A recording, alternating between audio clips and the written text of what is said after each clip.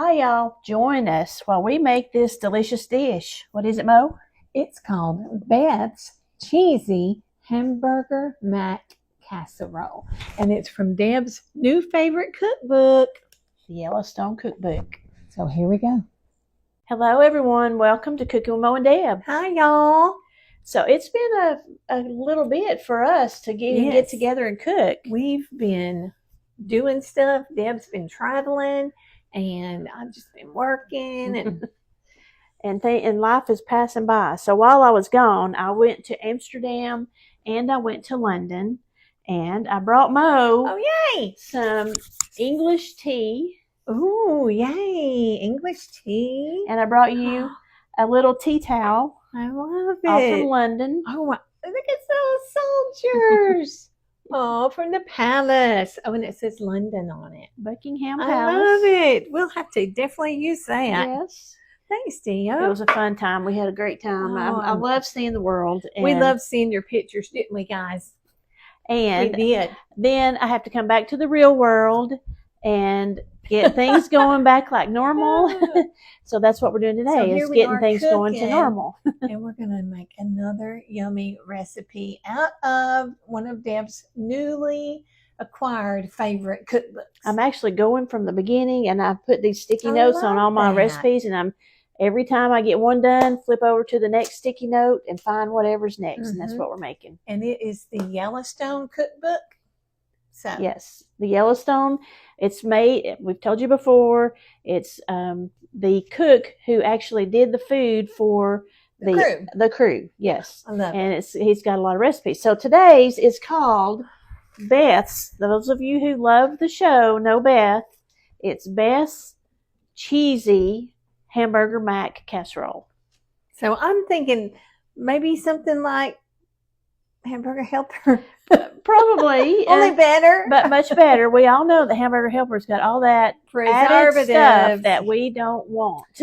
So this is your whole natural food. This will be your homemade Hamburger Helper. Only better. Only better. It's going to taste better, I'm sure. So we're going to get started. And the way this recipe starts is using a Dutch oven. I had originally planned to use my skillet till I actually read the recipe. Oh. And it says to use a Dutch oven. So I'm sure you could use either one. Just like in your roast thing. Just like in the roast, yes. You could probably use either one, but we're going to use the Dutch oven. So we'll just get a little bit going, and we'll show you what we're doing. And Mo, would you care to chop up an onion? Nope.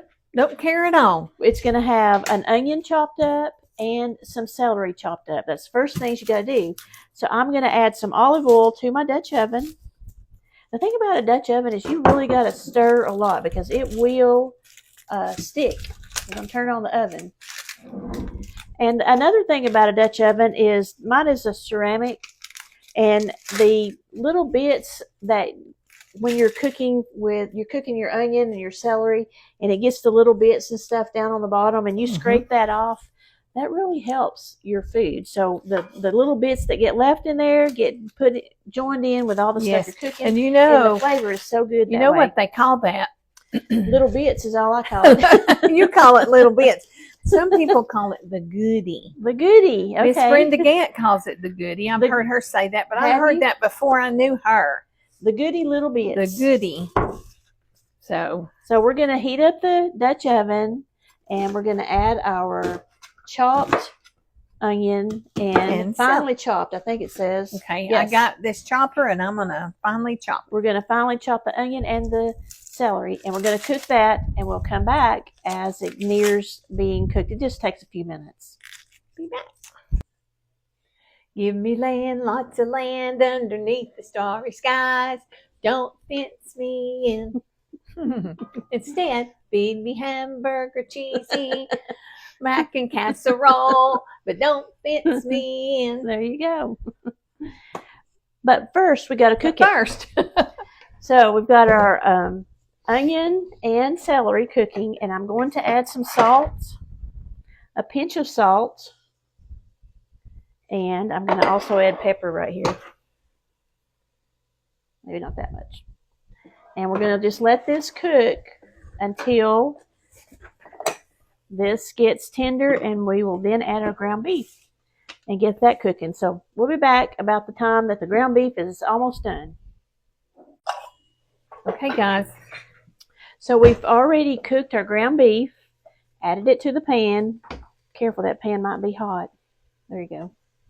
We actually cooked it and drained it. So we're ready now to add some more goodies. Okay, well, but remember, before you add your stuff, use your spatula to scrape off all the goodies on the bottom.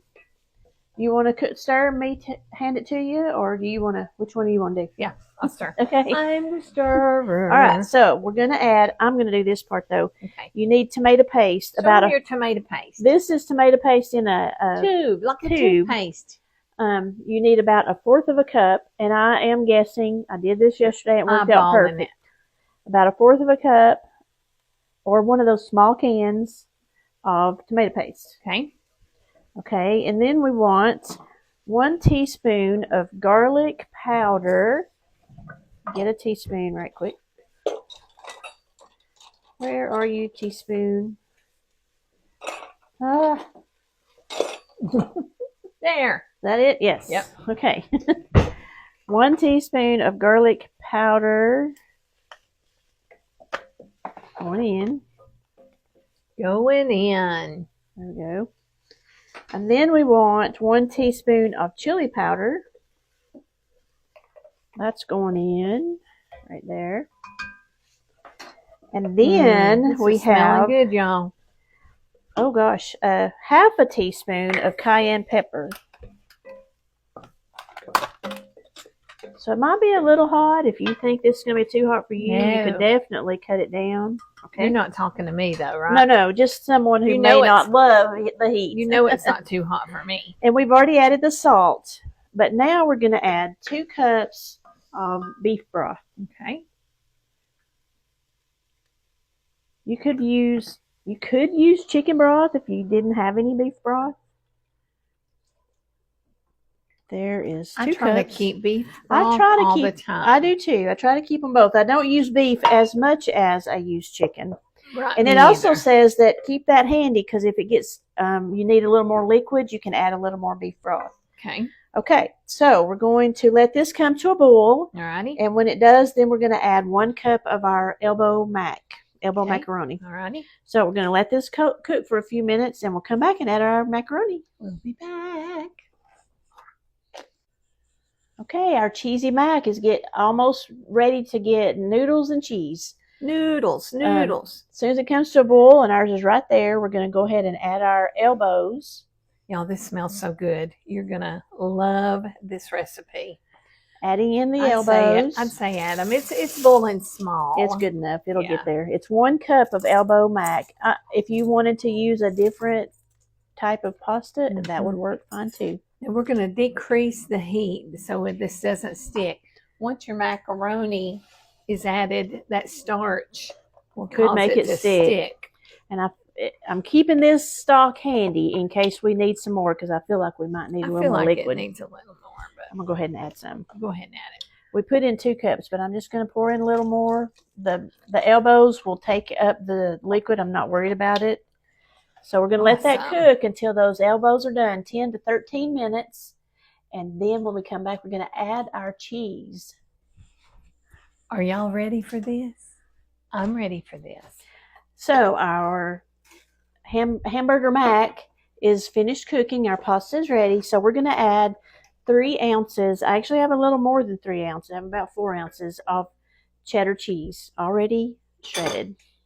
Turn that off. Turn it off. And we're just going to add our cheese. Add cheese, and mix that in. Are we going to mix it in? Yes. Okay. Mix it in.